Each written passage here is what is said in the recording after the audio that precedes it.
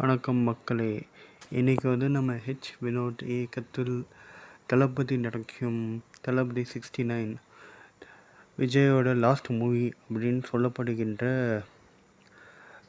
படத்தை பற்றி பார்க்க போகிறோம். இந்த படத்தில் ஹீரோயினாக பூஜா ஹெக்டே இணைஞ்சிருக்காங்க. இந்த படம் ஒரு போலீஸ் படம், ஆனால் கொஞ்சம் பொலிட்டிக்கல் செட்டையர் உள்ளே இருக்கும் அப்படின்னு சொல்லிக்கிறாங்க.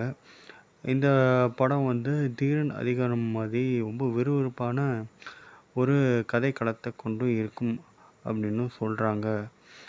இந்த படத்தில் விஜய் 275 கோடி வாங்க போகிறாரு அப்படின்னு வெளியில் பேசிக்கிறாங்க. ஆனால் உண்மையிலே அவர் எவ்வளோ சம்பளம் வாங்குறாரு ப்ரொடக்ஷன் ஹவுஸ்க்கு அவருக்கு தான் தெரியும். இதை பற்றி நீங்கள் என்ன நினைக்கிறீங்க? என் கருத்து என்னவென்றால், விஜய் இது கடைசி படமாக இல்லாவிட்டால் எனக்கு ரொம்ப நல்லாயிருக்கும். ஏன்னா அவர் தான் இப்போ தெலுங்குக்கு காம்படிஷனாக தமிழ் மார்க்கெட்டையே பிடிச்சிக்கிட்டு இருக்காரு. ஸோ இது அப்படியே இருந்தால் ரொம்ப நல்லாயிருக்கும்.